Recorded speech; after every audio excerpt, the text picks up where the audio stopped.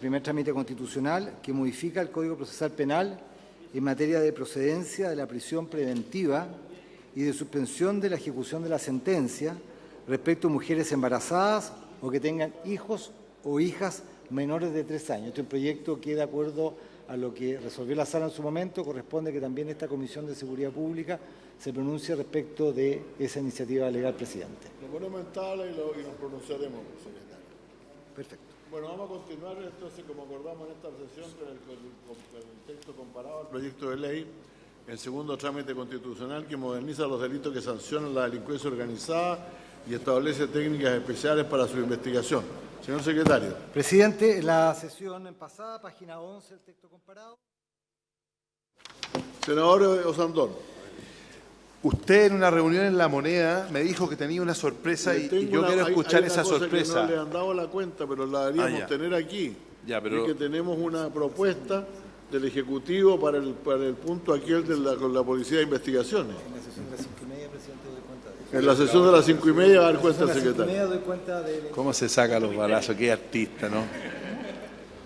Entonces, vamos a seguir en el... Vamos, bueno. Para no distraerle. Bueno. No, ahora vamos a seguir viendo el otro. Técnicas especiales de investigación. Técnicas especiales. Crimen organizado.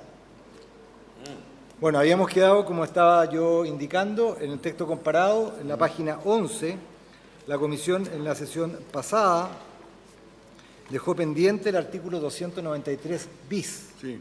Respecto de ciertas circunstancias que permiten agravar la pena respecto de personas que están involucradas en una asociación delictiva o criminal, que fundamentalmente se refería a ciertas actividades de amenaza o ciertas situaciones.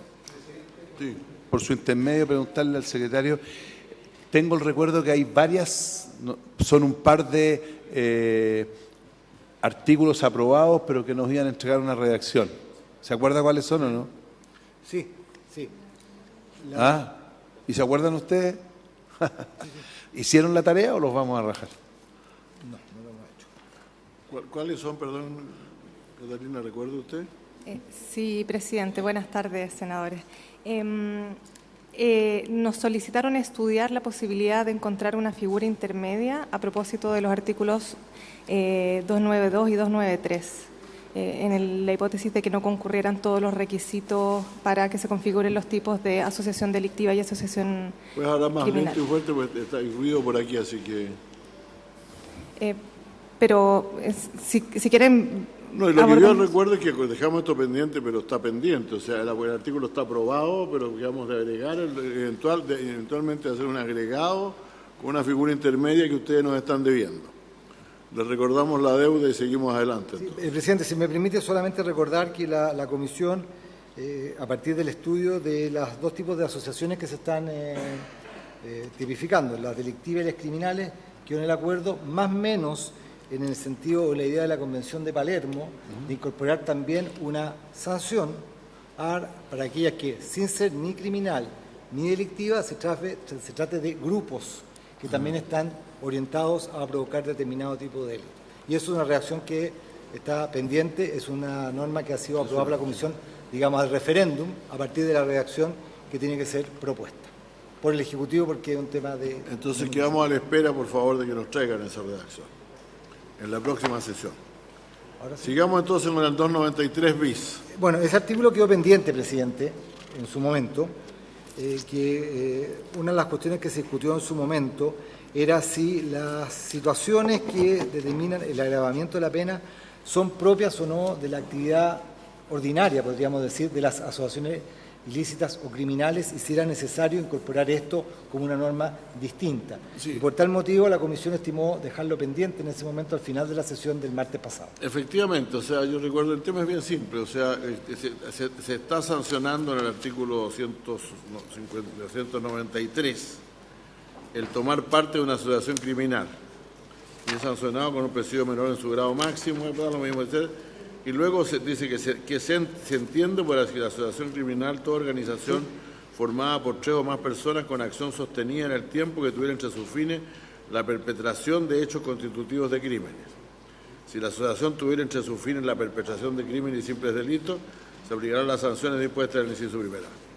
Ahora, posteriormente se sancionan 4 conductas que a juicio de algunos podían constituir en realidad, podían integrarse perfectamente en el tipo penal del artículo 293 y no entendíamos muy bien para qué los íbamos a poner de nuevo. Ese era el punto. Exactamente. Se ofrece la palabra, sí. Catalina, por favor. Muchas gracias, presidente. Bueno, estuvimos estudiando la norma con el equipo interministerial y nos asesoramos también por algún académico penalista experto. Lo primero que nos gustaría precisar es que efectivamente el bien jurídico que se protege con esta norma es distinto al que protegen los artículos 292 y 293 de asociación delictiva y asociación criminal. Acá el bien jurídico protegido es la correcta administración de justicia, ¿cierto? Pero se planteaba, bueno, quizás es similar a el delito de obstrucción a la justicia y nos gustaría precisar que son diferentes porque esta hipótesis es más amplia en el sentido de, por una parte, abordar aspectos que no aborda el delito de obstrucción a la justicia, que solamente se refiere en el fondo a la obstrucción mediante aportación de antecedentes falsos. Acá también se incorpora una nueva hipótesis que es la de omisión de presentar antecedentes o testimonios, que es bastante relevante, ¿cierto?, atendida a la naturaleza del fenómeno del crimen organizado, pero también nos plantea una solución para la hipótesis en que quien quiera obstruir la justicia se valga de otra persona, es decir, de un instrumento, ¿cierto? Porque en este caso estaría inhibiéndose, amenazando, ¿cierto?, o coaccionándose a una tercera persona para que obstruya la justicia, ya sea presentando antecedentes falsos o omitiendo su testimonio. Sin perjuicio de ello, atendidos los comentarios que recibimos de la comisión, pensamos que quizás podríamos rebajar la pena. Hoy día estamos planteando en la propuesta de artículo 293 bis una pena que va de 3 años y un día hasta los 10 años y consideramos que quizás podríamos reducir la penalidad a la de presidio menor en su grado máximo, es decir, de 3 años y un día a 5 años, para dejarlo en el umbral de pena asignado, ¿cierto?, al delito de asociación criminal, es decir, que no supere el del artículo 293. Y creo que no se me está olvidando nada más. Esa es la propuesta. Y en relación, por su intermedio, presidente, a ciertas observaciones que planteó el senador Osandón, estuvimos haciendo la revisión a propósito de este beneficio económico que se refieren en los literales C y D. Miramos los artículos 248 y siguientes que se refieren al delito de cohecho y ahí se habla de beneficio económico o de otra naturaleza. Quizás podríamos agregar la referencia a o de otra naturaleza para que quedara consistente, ¿cierto?, con el tipo penal de cohecho.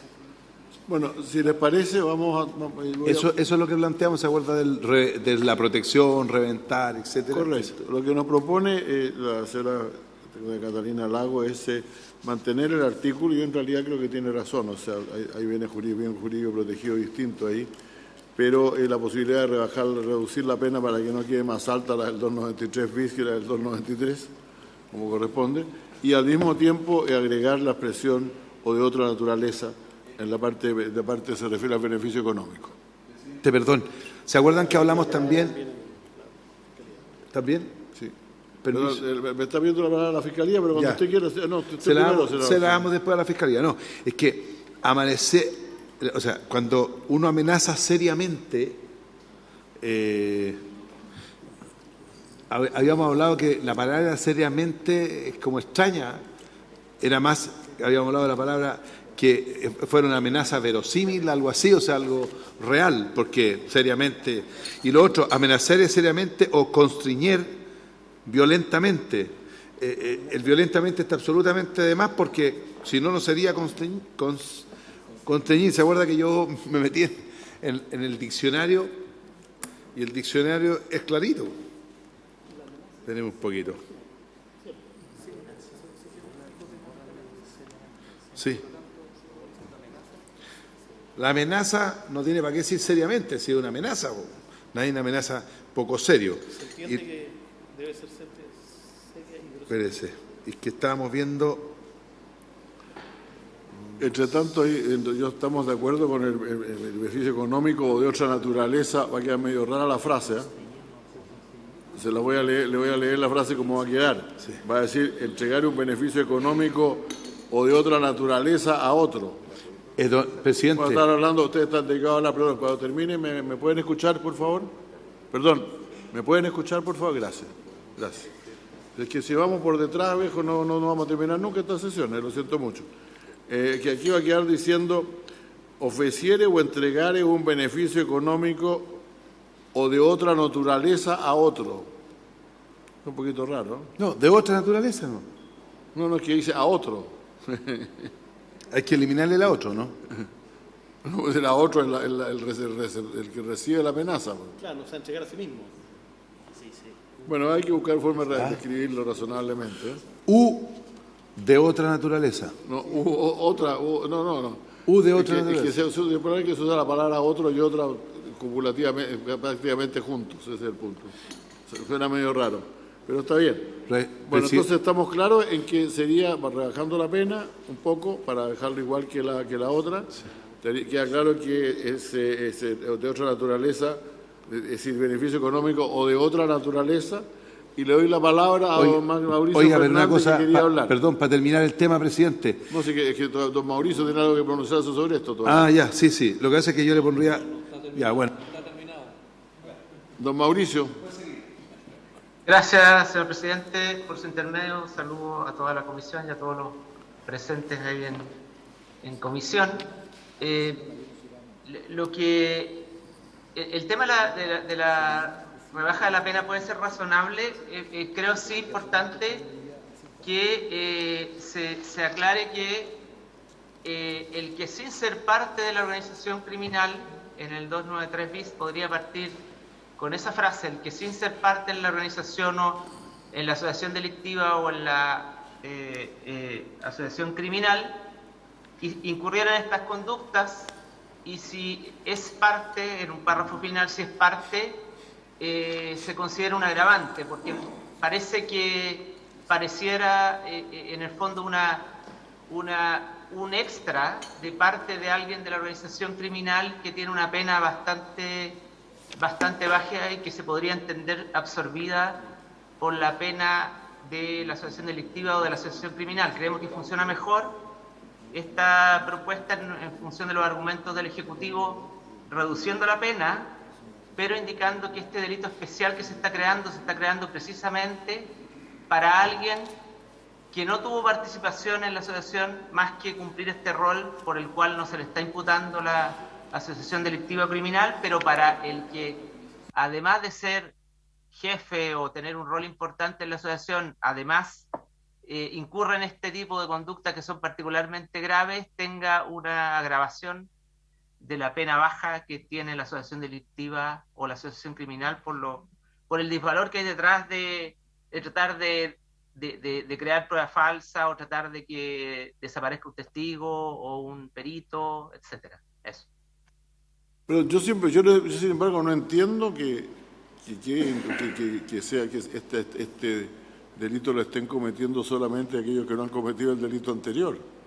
O sea, puede formar parte de una banda criminal y al mismo tiempo haber amenazado gravemente a alguna de las personas, ¿no? Entonces, en el fondo son dos penas distintas. Ahora, ¿cómo opera ahí el concurso de los delitos, no?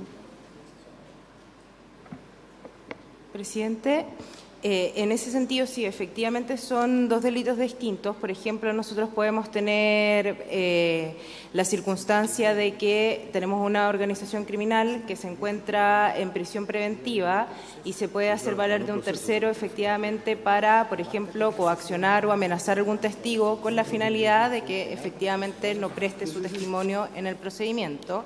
Y también podemos encontrarnos frente a una situación donde haya medidas cautelares de menor intensidad y donde efectivamente pueda ser un integrante directo de la banda que sea el que directamente amenace. Entonces, ahí podemos separar efectivamente las dos hipótesis. Y en relación a lo que dice el Ministerio Público, con que en el fondo hay una circunstancia más grave cuando efectivamente estamos frente a una persona que es integrante, digamos, de la banda, y ahí lo que se podría hacer, si es que a la Comisión le parece, es mantener la pena de presidio menor en su grado máximo para el tercero y agregar un inciso final donde se pudiese aplicar la pena de presidio mayor en su grado mínimo para el caso de que fuera parte de la organización criminal. Yo voy a poner para que tengamos claro, yo estoy de acuerdo, yo lo apruebo, pero quiero decir lo siguiente, un grupo de 3 o 4 personas cometen un crimen y por eso, de acuerdo con el artículo 294, de todas maneras se van a llevar la pena del crimen. Pero al mismo tiempo, como son parte de una asociación criminal, le cae el artículo 293. Entonces, en su indignación, insultan al fiscal en el medio del proceso y lo amenazan, y con eso le cae el 293 bis, los 3 juntos. No deja de ser, ¿eh? Porque quede claro que estamos hablando de un concurso de delitos bastante fuerte aquí. O sea, fíjate que le va a tocar un presidio mayor en su grado, presidio menor en su grado mínimo, mayor en su grado mínimo le va a caer 3 veces. O 4. Presidente. Sí, entiendo, si ya sé que es una amenaza seria, una amenaza concreta, está claro. Para estos efectos, que no preste declaración, no preste testimonio, para ese tipo de efectos. Ah, es para que alguien... No, constituir violentamente a otro que no preste, etcétera. Y el que entregara un beneficio económico, sí, tiene que ser en contra de algún testigo, efectivamente, sí, tiene razón. Muy bien, ¿aprobamos esto entonces? Sí, senador Sandón. Presidente, 2 cosas. Amenazar seriamente, yo creo que la palabra seriamente está absolutamente de más, porque uno amenaza, ¿ya? Y después dice en el B, amenazar seriamente o constreñir violentamente. Y si usted se va al diccionario, ¿qué es lo que es constreñir? Es ¿cómo se llama? Es obligar en la causa a alguien, obligar a alguien que actúe contra su voluntad. O sea, ¿cómo va a ser violento? Si no sería contenido. O sea, la palabra seriamente y violentamente están de más. Lo otro que digo yo es lo siguiente, en el C dice, ofreciere y entregar un beneficio económico o a otro, yo pondría un beneficio económico a un tercero, para que preste una declaración o testimonio falso o a otra, y ahí sale más al cambiar, porque usted está... Sí, puede ser, eso puede ser. Entonces, pero usted dice que entonces que el B, para ponerlo claramente, él me dije, voy a ver el B primero, amenazare o constriñere a otro. Lógico. Si usted va a amenazar, ¿cómo va a amenazar? ¿Seriamente o en chiste? Bueno, eso lo va a hablar el juez en realidad. Tiene Por supuesto. Y lo otro, la A dice amenazar es seriamente. Pero estamos hablando de una amenaza. Si yo hago una broma, eso no es una amenaza. ¿Qué les parece esto? El senador, ahora entonces el senador Sandón propone decir la letra A, amenazar a otro con el objeto que preste una declaración o un testimonio falso, y B, amenazare o constriñere violentamente a otro, a que omita preprestar. Eso es, o sea, es eliminar un poco los adjetivos aquí. Sí, por favor. Oiga, Gracias, presidente. ¿puse una bomba pero una broma? Para la redacción de esta norma, nosotros nos fijamos en la forma en que está estipulada el delito de amenaza en el artículo 296, que justamente habla de el que amenazare seriamente. Por eso lo pusimos, para no alterar, ¿cierto?, Este es 123 del Código Penal, Sí, del Código entonces Penal. Sí, dejémoslo. Y en cuanto a constriñere violentamente, lo conversamos con un profesor penalista para que nos dijera si había alguna alternativa, si podíamos omitir violentamente, y nos planteaba que dogmáticamente era relevante mantener la expresión violentamente, porque la coacción se manifiesta de 2 maneras, la amenaza seria o la constricción, ¿cierto?, a través de un medio violento que tenga la entidad tal para que la persona omita, y esa es la hipótesis que se está cautelando acá, que se omita, ¿cierto?, prestar el testimonio o antecedente. Senador Buenchumilla.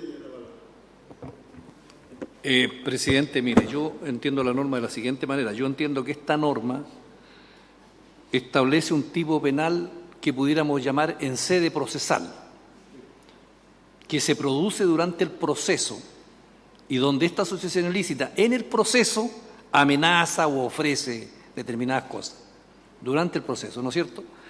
Una asociación ilícita está procesada penalmente y dentro de ese proceso ellos amenazan u ofrecen. Esa es la figura, entiendo yo.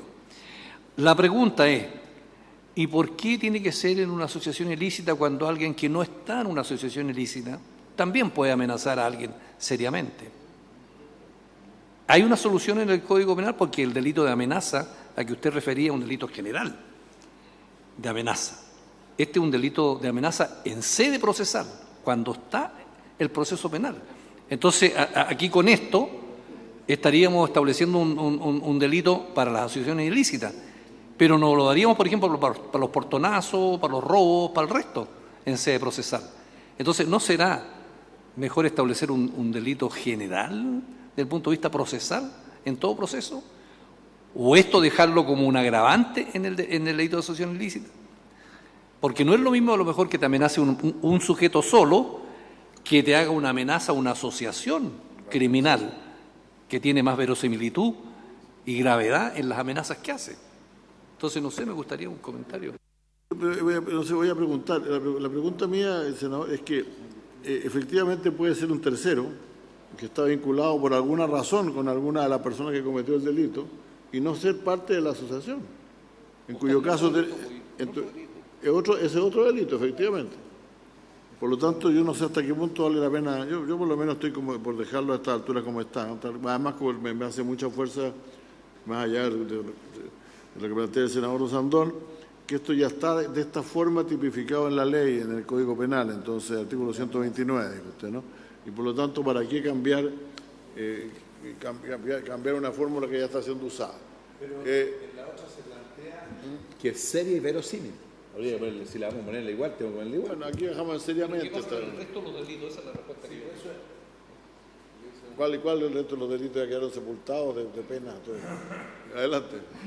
Gracias, presidente. Por su intermedio, bueno, en relación con por qué lo ajustamos solamente al marco de delitos de investigación en que se investiga crimen organizado, asociaciones delictuales o criminales, tiene que ver con que justamente la Convención de Palermo, la Convención de Naciones Unidas contra el Crimen Organizado Transnacional, tiene un antecedente ahí sobre estas reglas y también la ley modelo de la ONU, justamente por la naturaleza del crimen organizado y por que evidentemente, ¿cierto?, la forma en que opera esta criminalidad hace mucho más probable que se ocurran este tipo de delitos. Entonces, por eso solamente lo circunscribimos a este marco para proteger en el fondo a los testigos y a los intervinientes de actos de esta naturaleza que más probablemente van a ocurrir en este marco.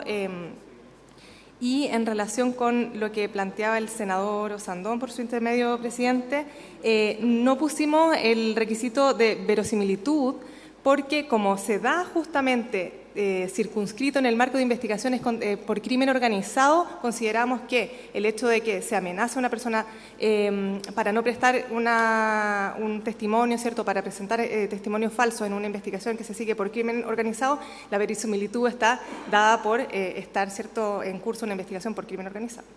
Bueno, si me permiten, yo voy a sugerir lo siguiente: votemos el artículo tal como está y después votamos las modificaciones que se le quieren hacer. No.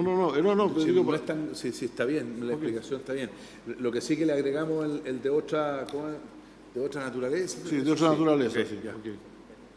¿Estamos de acuerdo con el artículo agregándole la frase de otra naturaleza y eliminando la pena de presidio, el presidio mayor en su grado, no, dejando el presidio menor en su grado mínimo simplemente, ¿no?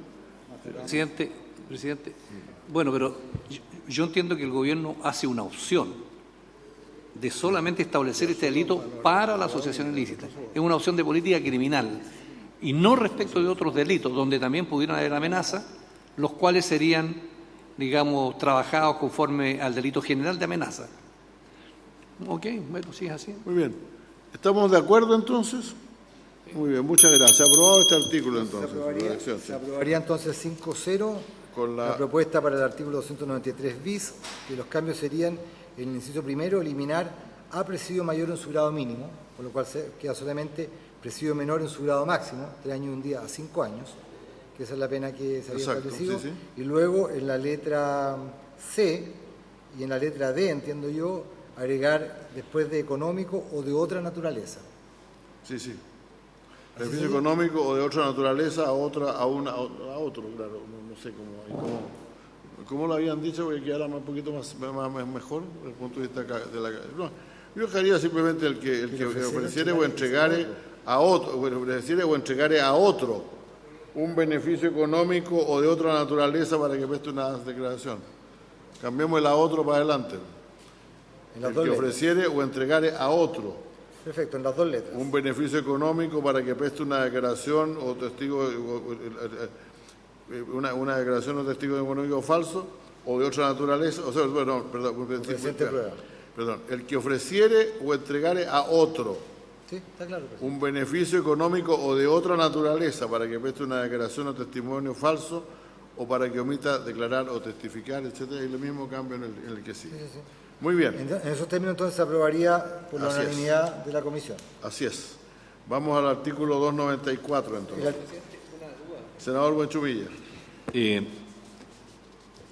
Cuando aquí en la letra A y B se exige que la amenaza sea seria, ahí vamos a tener un problema de prueba, digamos, muy complicado, digamos.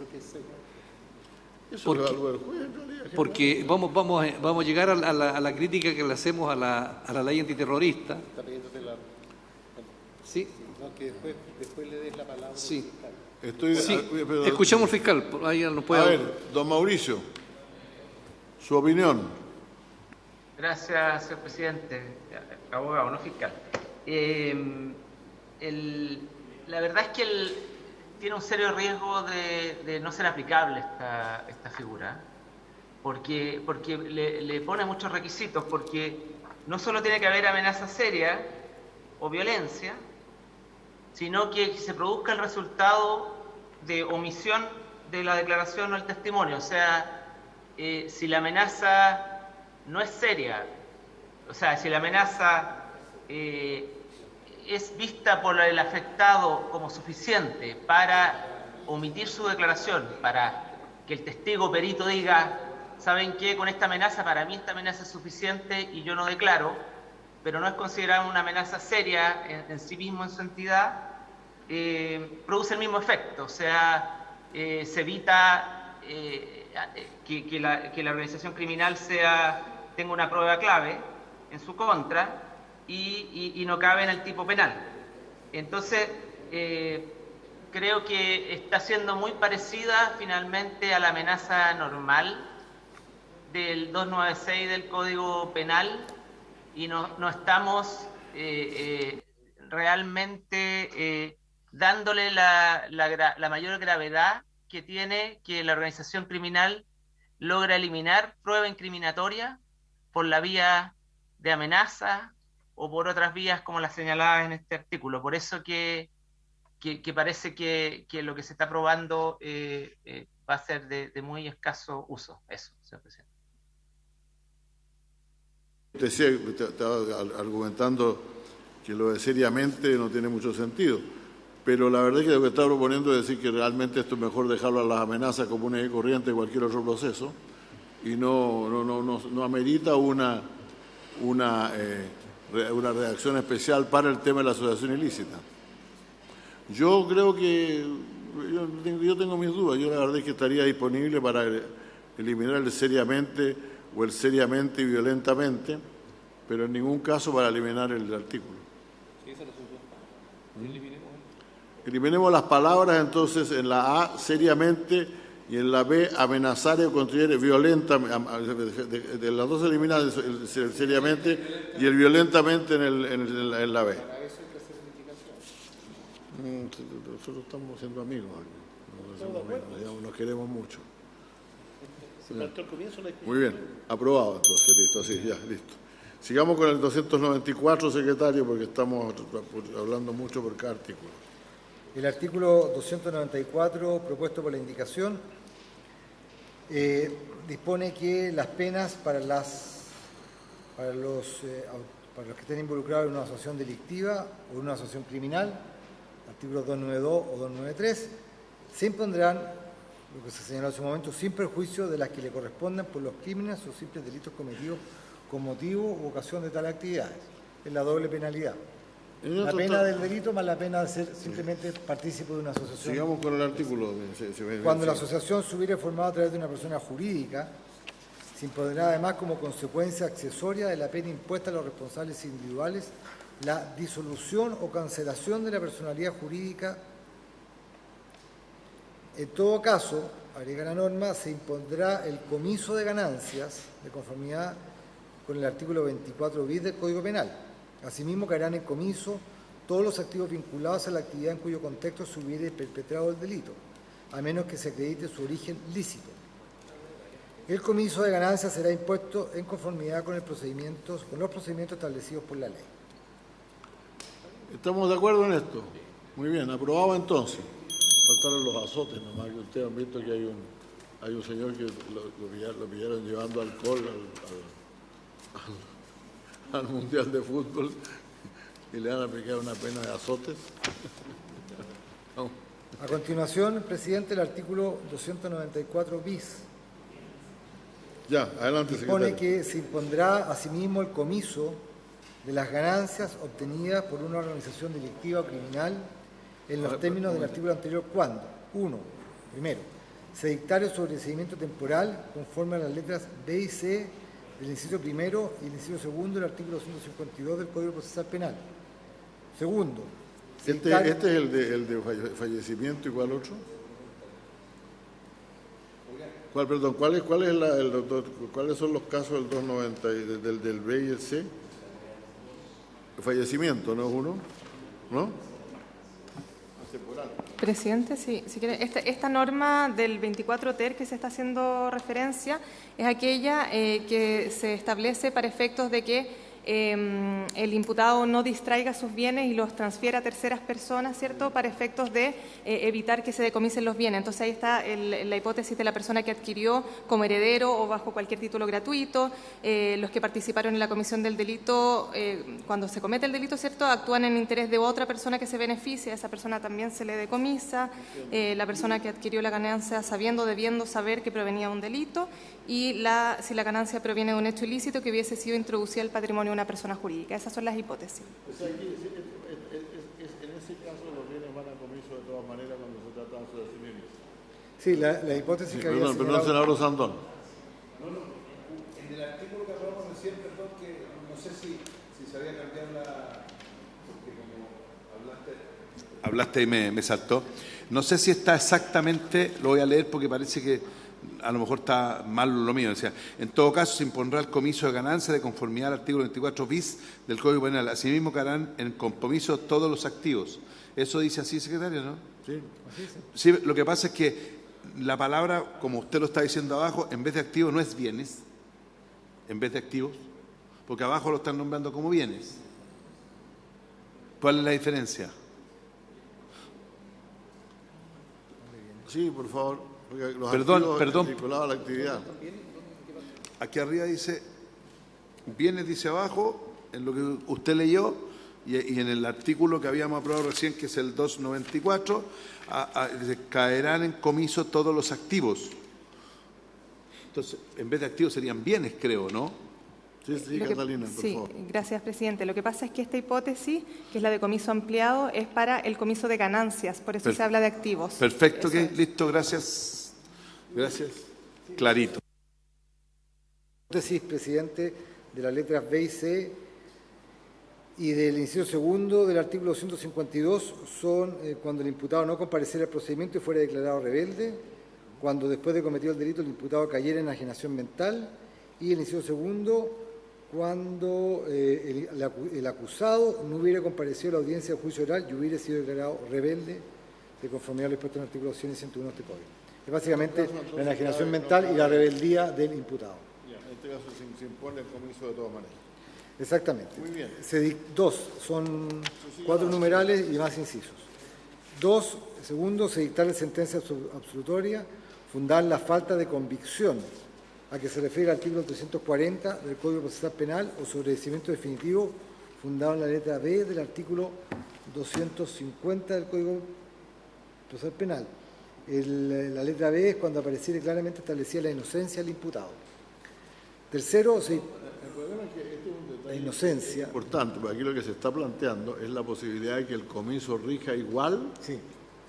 aunque el imputado haya sido declarado inocente por falta de convicción, Porque no existe el imputado. o porque no existe el imputado, Si está rebelde, está en no rebeldía. comparece. Suponiendo que se ha acreditado el cuerpo del delito. Pero se ha dictado sentencia absolutoria. Pero no hay sujeto activo del delito. Igual el comiso continúa. Claro, porque el delito se acreditó, no falta la participación. Eso. Claro, no hay sujeto activo contra el cual dirigirse. Bueno, está bien. Tercero, se dictar el sobreseimiento definitivo o sentencia absolutoria fundados en la concurrencia de circunstancias eximentes de responsabilidad que no excluyen la ilicitud del hecho. De acuerdo. Se dictar el sobreseimiento definitivo o sentencia absolutoria fundados en haberse extinguido la responsabilidad penal o en haber sobrevenido un hecho que con arreglo a la ley pusiera fin a esta responsabilidad. La muerte, por ejemplo. Por nombrar algún cargo que se supone que no puede ser procesado. El comiso de ganancias, agrega luego la norma, sin condena previa será impuesto también respecto de aquellas personas que no hubieran intervenido en la realización del hecho ilícito que se encontraran en cualquiera de las circunstancias señaladas en el artículo 24 ter del Código Penal. ¿Qué dice el 24 ter? 24 ter lo tenéis por ahí. Ese es el que expliqué, presidente, hace un ratito, de la hipótesis en que se transfieren los bienes a otra persona. Ah, ya, a ok, título gratuito. perfecto, está bien, muy bien. Adelante. El comiso de ganancias sin condena previa será impuesto de conformidad al procedimiento especial previsto en el título 3 bis del libro 4 del Código Procesal Penal. La acción para obtener el comiso de ganancias en virtud de este artículo prescribirá en el plazo de 4 años, contado desde que hubiere transcurrido el plazo de prescripción de la acción penal respectiva. ¿Estamos de acuerdo en este? Muy bien. Aprobado entonces. El artículo 294 ter. Oye, usted tuvo una cantidad de ideas geniales en esta cuestión, no te va a terminar el próximo siglo. A este tranco. Dale. La página 14, artículo 294 ter. Sí. Acá, como ustedes ven, no hay norma aprobada en general. Esta es una nueva disposición. Cuando la cosa usada como instrumento por una organización delictiva o criminal o que resulte de dicho delito sea dinero o haya sido enajenada, perdida u ocultada, el juez deberá imponer comiso sustitutivo por un valor equivalente. El comiso por valor equivalente solo procederá como consecuencia adicional a la pena. En la determinación del valor equivalente de la cosa a ser decomisada, no podrán descontarse los gastos que hayan sido necesarios para perpetrar el hecho. El valor equivalente se extenderá asimismo a los frutos o utilidades de los efectos del hecho.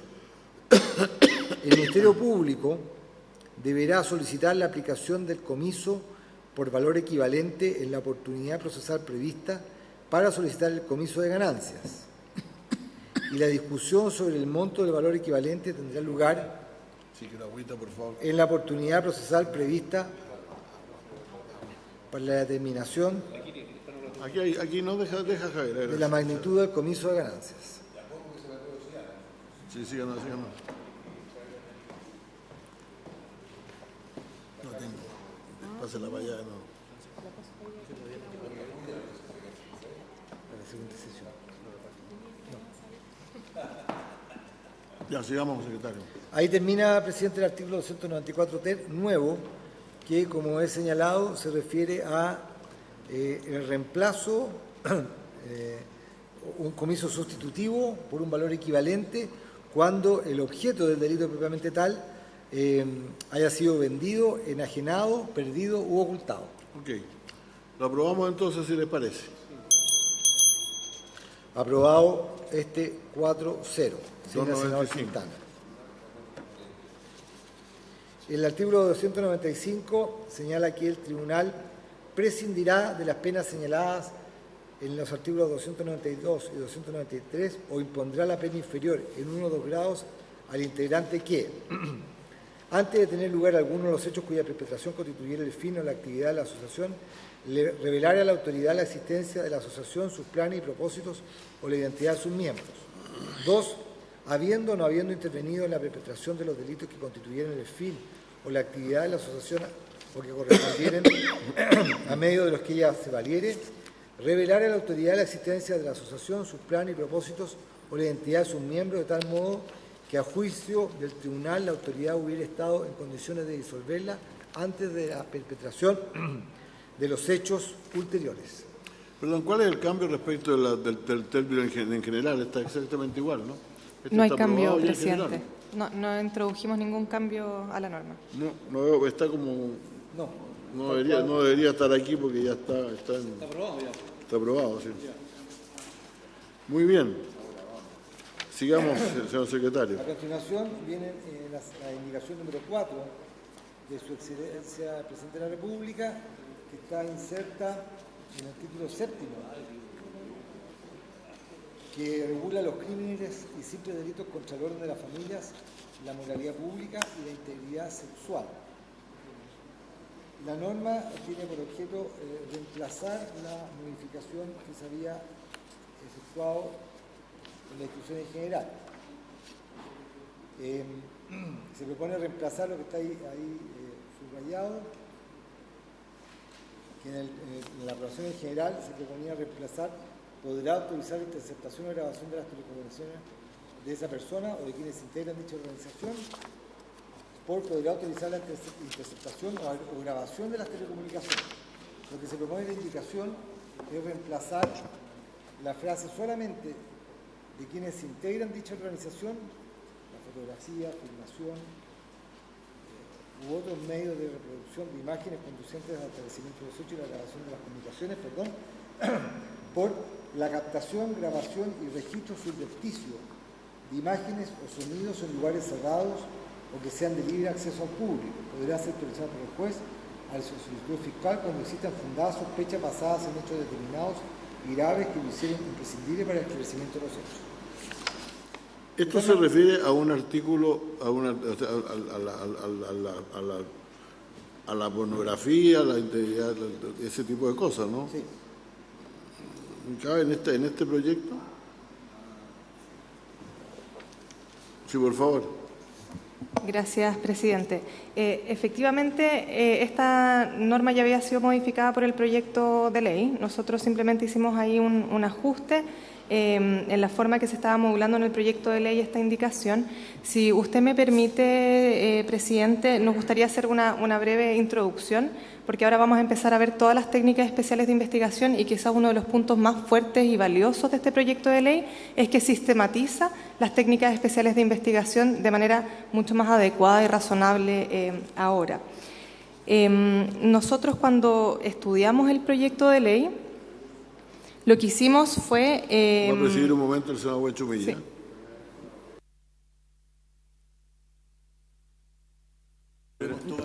Ya, senador Moreira. ¿O usted está? ¿Sí? ¿Terminó? No, lo que pasa es que... Senador. Como lo estaba llamando recién el senador Insulza, lo que ella pidió que aquí se inicia de alguna manera un nuevo capítulo. Entonces, muy importante lo que viene. Y la idea es que le demos algunos minutos para que ella haga una introducción. Pero al mismo tiempo, una vez que ella haga una introducción, yo le voy a pedir a don Mauricio que nos dé la opinión de la Fiscalía, porque es muy importante esto que estamos viendo nosotros aquí, por lo que nosotros, la persecución criminal, lo que se busca, y que obviamente quien es el persecutor, que es la Fiscalía, bueno, es importante escucharlo a ellos también que piensan sobre lo que usted va a señalar ahora. Eso sería. Gracias, senador. Bien, vamos a escuchar al Ejecutivo y después al Ministerio Público. Bien, muchas gracias, presidente. Como les comentaba, hicimos una revisión exhaustiva de todas las técnicas que actualmente se están regulando y hicimos una sistematización de manera tal de establecer estándares de procedencia que se adecúen a el nivel de intrusión de cada una de las técnicas, de manera tal que mientras mayor afectación a derechos fundamentales o a bienes jurídicos puedan implicar estas técnicas, exigimos mayores requisitos. Y lo van a ver en este caso, elevamos un poco el estándar, en esta norma específica, elevamos un poco el estándar atendido las hipótesis de intrusión que afectan dos garantías constitucionales y por lo tanto elevamos un poco el estándar.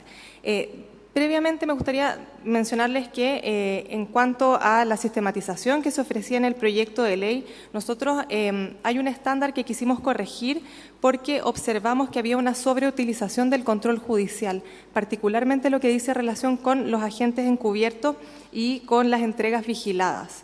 Hoy día la ley 20.000 entrega al Ministerio Público, es decir, el fiscal que lleva una investigación puede autorizar, ¿cierto?, la utilización de agentes encubiertos o entregas vigiladas, y el proyecto de ley lo que proponía era elevar el estándar a autorización judicial de esas técnicas. Y nosotros ahí hicimos una corrección revisando la legislación comparada, ¿cierto? Advertimos que la mayoría de los países para ese tipo de técnicas que no vulneran derechos fundamentales como el derecho a la privacidad o la inviolabilidad del hogar, normalmente se entregan a autorizaciones de carácter administrativo, es decir, a los fiscales, ¿cierto?, o alguna otra autorización administrativa, y esos son los casos de Alemania, Estados Unidos, España, Francia, Colombia. Y hay casos excepcionales como el de Uruguay que tiene autorización judicial, pero en ese caso tienen juzgados especializados contra el crimen organizado, es decir, es una hipótesis distinta. Y Alemania también Argentina es parte de estos países que excepcionalmente exigen autorización judicial. Además de observar el derecho comparado, nosotros ahí lo que hicimos fue cautelar por una parte que cuando hay autorización judicial normalmente hay un imputado concreto y en el caso del uso de agentes encubiertos o entrega vigilada puede que no haya necesariamente un imputado concreto. Y además consideramos la exposición que implica para los agentes, para las policías que obran de agentes encubiertos, ¿cierto?, la exposición de su identidad a través de un proceso judicial, de manera tal de cautelar un poco más, de restringir poner en riesgo a esa persona en la realización de esa técnica intrusiva. Y en relación con las demás medidas, en todas las demás exigimos autorización judicial. Volvimos al estándar de sospechas fundadas. El proyecto de ley había establecido el estándar de indicios y nos pareció que era un estándar demasiado elevado. Nosotros sabemos que el indicio puede ser una prueba, ¿cierto? Entonces estaba exigiéndose el estándar probatorio ya para alcanzar en el fondo una condena y no un estándar ya que fuera menos exigente a propósito de que la investigación todavía está desarrollándose, ¿cierto? Y lo que sí hicimos fue, viendo cuáles medidas eran más intrusivas o menos intrusivas, ir modulando la necesidad de la medida. En algunos casos las medidas establecimos que tenían que ser útil para la investigación, en otros casos necesarias y en otros casos imprescindibles. Entonces, ustedes van a ver reflejado en todas estas técnicas, atendida la magnitud de la intervención, cómo fuimos modulando de manera proporcionada y racional, ¿cierto?, para cautelar la utilidad de las técnicas, que sean eficientes, que sean eficaces, pero por otra parte también cautelar los derechos fundamentales que puedan estar en juego. En el caso específico de esta norma, ustedes van a poder ver que lo que estamos haciendo es solicitar que se exijan fundadas sospechas basadas en hechos determinados y graves, y que sea imprescindible para el esclarecimiento de los hechos. En este caso no solamente pedimos sospechas fundadas en hechos determinados, que es la regla general, sino que también graves, a propósito de que se habilita la captación de imágenes o sonidos en lugares cerrados, y aquí le vamos a pedir al secretario si puede corregir, que no sean de libre acceso al público. Dice que sean de libre acceso al público, pero ahí hay un error de tipo, que no sean. Y eso es porque, claro, estamos aquí pidiendo no solamente hechos determinados, sino que gravedad de los hechos, porque habría una eventual vulneración tanto de la garantía establecida en el artículo 19, número 4 de la Constitución, como 19, número 5 de la Constitución, derecho a la privacidad e inviolabilidad del hogar. Al señor fiscal, don Mauricio, lo escuchamos sobre esta materia. Muchas gracias, señor presidente. Nos parece relevante avanzar en esta regulación, que es una de las cosas donde la profundización de la investigación se juega, y nos parece muy importante la aclaración que ha hecho la representante del Ministerio del Interior en términos de que había efectivamente un error en referencia que decía relación precisamente con los lugares cerrados, que son los que hay en los que hay que cautelar la privacidad. Pero salvado eso, que nos parece muy importante, creemos que en la reforma que se está debatiendo se elimina algo que estaba solo en titular en el proyecto aprobado por la Cámara de Diputados y que decía relación con otra técnica especial de investigación, que es la de intrusión informática, y que ahora se está eliminando del proyecto y se renuncia, por lo tanto, a regularlo. Y eso creemos que es un error porque la verdad es que esto va en la línea de la reforma a la norma procesal penal española del año 2015. El año 2015, o sea, hace 7 años, España incorporó estas técnicas intrusivas y da cuenta el Boletín Oficial del Estado Español que esto era absolutamente necesario, porque a esas alturas la necesidad de intromisión en las organizaciones criminales era muy relevante para poder investigarlas, y la intromisión también implicaba poder entrometerse en sus computadores, entrometerse en sus formas de comunicación, en su correo electrónico, obviamente, con autorización judicial. Pero eso que pensábamos que iba a ser regulado 7 años después acá en Chile, vemos que con esta indicación del Ejecutivo se elimina definitivamente en la modificación del 369 ter, al eliminarse, en la sustitución, eliminarse todo lo que es registro remoto de equipos informáticos. Creemos que es un tema que la Comisión debiera evaluar, y eventualmente, obviamente, el Ejecutivo, si está disponible para revisarlo, porque esa es una herramienta importante donde vamos a quedar todavía muy atrasados. Eso, señor presidente, pero en términos fuera de eso, creemos que es un avance en la disposición. Muchas gracias. Gracias. Sobre el punto que señalaba el Ejecutivo, ¿estaría disponible para eso? Muchas gracias, senador.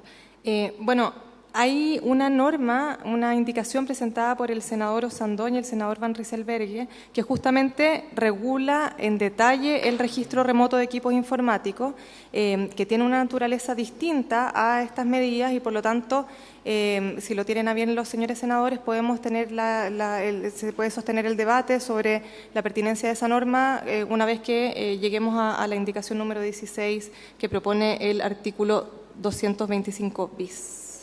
Sobre registro remoto de equipos informáticos, que está en eso. Bien, entonces entiendo, señor fiscal, que el Ministerio Público ve positivamente esta modificación, con la precisión que usted señaló. Muy bien. ¿Y esa precisión está en una...? Está más adelante en otra indicación. ¿La que pusimos? Sí, la que pusimos. ¿Les parece entonces, señores, que aprobemos? Muy bien.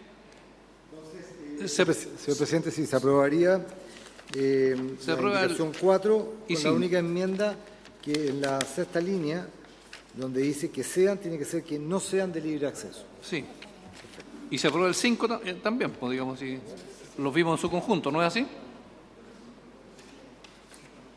No lo hemos visto. No, es que también estamos de acuerdo, ¿no? Sí, lo mismo vimos en su conjunto todo el tema, ¿o no? Sí, yo expliqué, senador, muchas gracias. ¿Perdón? Expliqué en un comienzo que habíamos hecho esta modulación de autorización administrativa que quedaría en manos del fiscal regional, que fue lo que ya había explicado previamente. Perfecto. Ya, senador. No, que nosotros hicimos un trabajo con algunas personas que trabajan en la Fiscalía y nos plantean que esto es mucha burocracia, que esto tiene que hacerlo el fiscal jefe, porque es una tremenda vuelta llegar al fiscal regional. Ellos creen que esto tiene que quedar en manos del fiscal jefe, por ejemplo, o sea, el fiscal jefe y no el fiscal regional. Eso es lo que plantean ellos.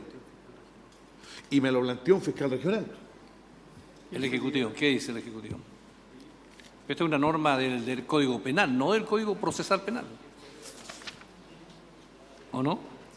Sí. Sí, gracias, presidente. Bueno, nosotros lo que hicimos, como el proyecto de ley fijaba la autorización judicial y que nos parecía atendible el querer elevar el estándar para ciertas técnicas especiales de investigación, sobre todo atendido que la ley 20.000 fija el estándar que es más bajo, ¿cierto?, de autorización por el Ministerio Público, es decir, que el propio fiscal que instruye una investigación puede autorizar este tipo de medidas. Nosotros consideramos que, de todas maneras, están en juego, por supuesto, distintos bienes y distintos intereses en la realización, la materialización de estas medidas. En el caso de este tipo de medidas, por supuesto, siempre hay un riesgo de abuso, de mala utilización, y nos pareció que era importante, sin perjuicio de rebajar desde el estándar judicial al administrativo, establecer que la autorización se deba solicitar por parte del fiscal instructor a su superior jerárquico. Nosotros lo conversamos en su minuto, lo socializamos con algunos integrantes del Ministerio Público y les pareció razonable establecer este piso para no tener que quedarnos, ¿cierto?, en el de autorización judicial. Senador. Lo que pasa es que estamos viendo que aquí dice los términos establecidos en el artículo 226b, ¿no es cierto? Y eso significa que el juez de garantía tiene que autorizarlo. Entonces, lo que tiene que hacer es el fiscal que lleva la causa, convencer al fiscal regional y después ir al juez de garantía. ¿No es más lógico que eso lo haga el mismo fiscal, si cuenta con la confianza? Porque además quien le da la causa es el fiscal regional. O sea, si usted esto no es que el fiscal, él por sus propios solo pueda hacerlo. Tiene que pedir la autorización del juez según el artículo 226. ¿Para qué va a subir esto al fiscal regional? Porque además tiene que explicarle al fiscal regional, burocrático, convencerlo y después ir a donde el juez. Yo creo que eso debe ser el fiscal. Don Mauricio, ¿cuál sería la opinión del Ministerio Público sobre el punto que plantea el senador Osandón? Sí, gracias, señor presidente. La verdad es que según el fundamento dado por el Poder Ejecutivo, la idea era un paso intermedio entre la ley de drogas y lavado, que permite al fiscal del caso dar estas autorizaciones para entregas, para agentes encubiertos y para entregas vigiladas.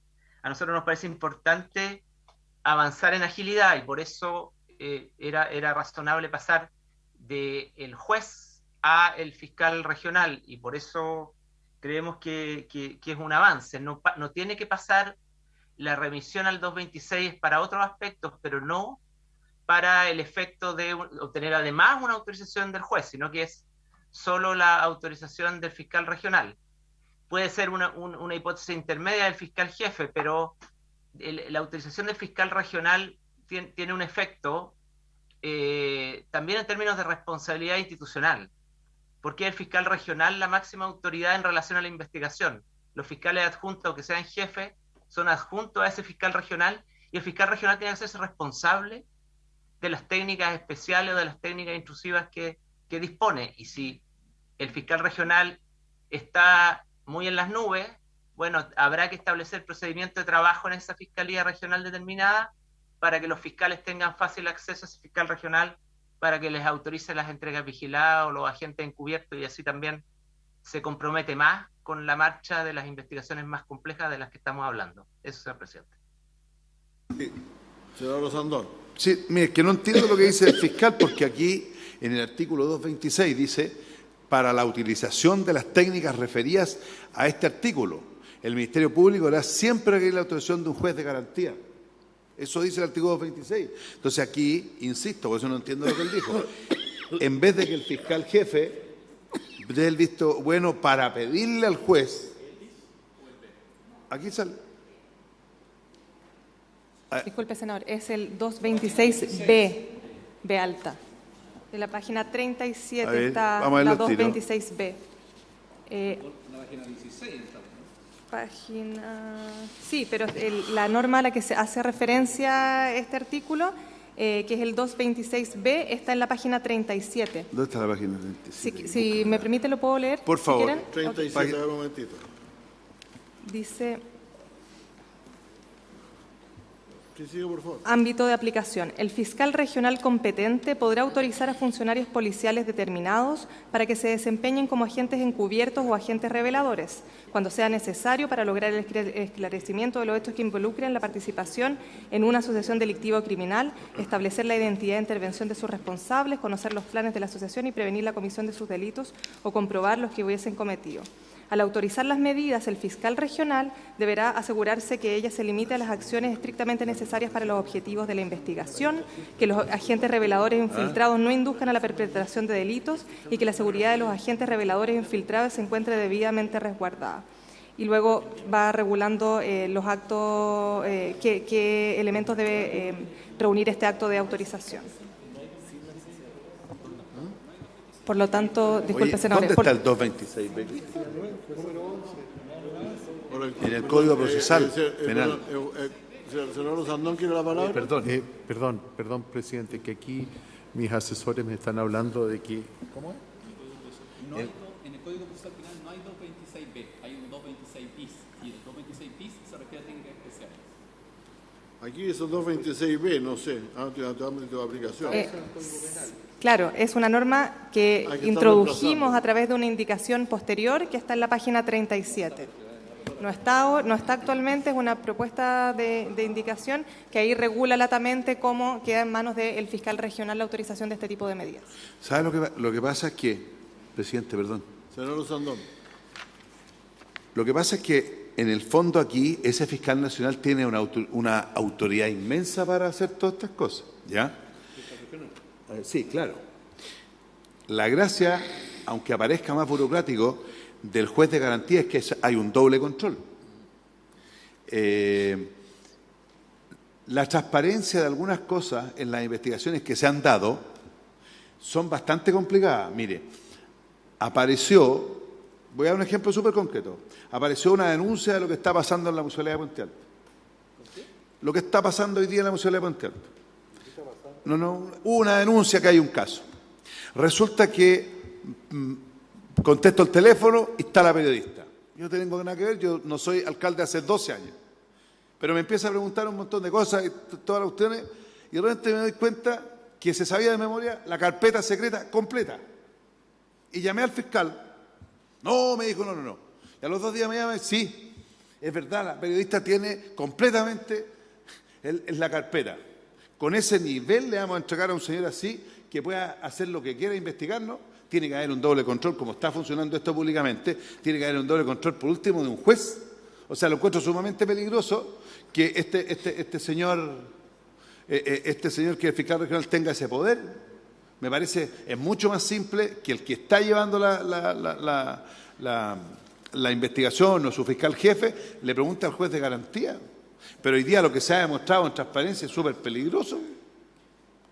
Yo no sé, estamos hablando de agentes encubiertos, ¿no? Ahora, lo que sea, pero si los agentes encubiertos van a pasar por 3 o 4 autoridades, la verdad es que no les auguro demasiado éxito. Y si decide ponerle cámara en la casa, va a perseguirlo, cualquier cosa. Aquí no está hablando, aquí está hablando de la intervención de agentes encubiertos. Encubiertos y la intervención de agentes encubiertos en los términos establecidos en el artículo 226B del Código Penal, de que está proponiendo un cambio que es bastante interesante.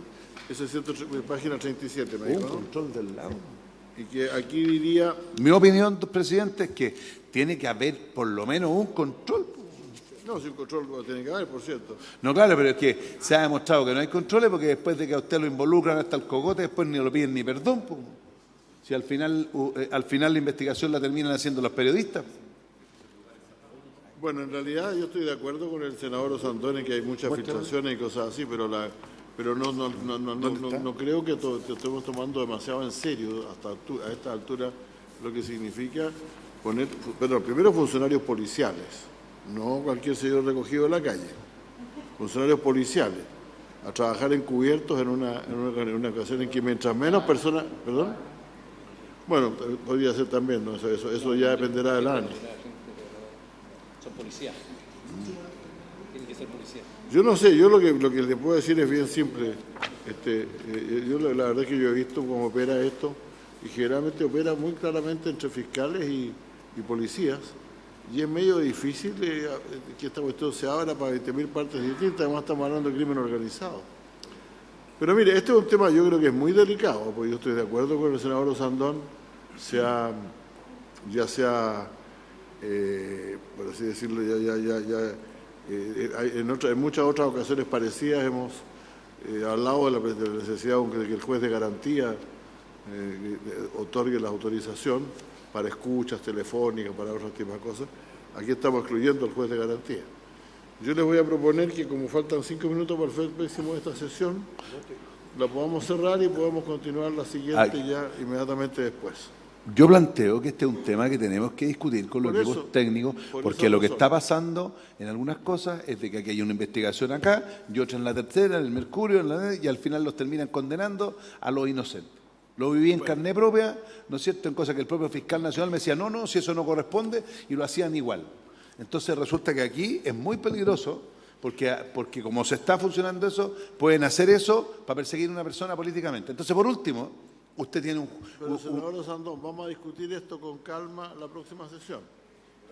Por ahora, habiéndose cumplido el objeto de esta sesión, ella se levanta y dentro de 7 minutos iniciamos la sesión.